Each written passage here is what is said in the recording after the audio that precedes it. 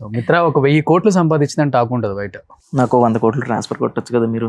ఇదే విషయాలకి బాధపడుతున్నాను నేను అంతే. సో ఇప్పుడు మా షోకి, మీ షో తర్వాత పాకిజా గారు వస్తున్నారు, ఓల్డ్ ఆర్టిస్ట్. ఈ మధ్య ఫైనాన్షియల్ ప్రాబ్లమ్స్ లో కూడా కొంత ఉండే కూడా మనం హెల్ప్ చేసాం. అండ్ మీ టీంకి చెప్పగానే మా టీం నుంచి కూడా మేము కొంత అమౌంట్ ఇస్తామని చెప్పారు. కాబట్టి మిత్ర ఎలాంటి ధైర్యం చెప్దాం అనుకుంటున్నారు? ఇప్పుడు మనం కష్టాల్లో ఉన్న వాళ్ళకి మనిషి కదా, సాటి మనిషికి తోడుగా ఉంటాడు అంటారు కదా. సో ఆమె వయసుకి, ఆమెకుండే అనుభవానికి మేమైతే చిన్నపిల్లలు.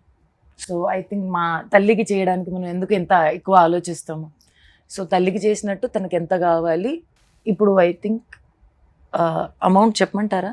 లేకపోతే మీ ఇష్టం ఏముంది, అంటే ఏదో తనకి సుఖానికి ఏదైతే మన చేతుల్లో ఉంటుందో అది ఇచ్చేస్తాము తనకి.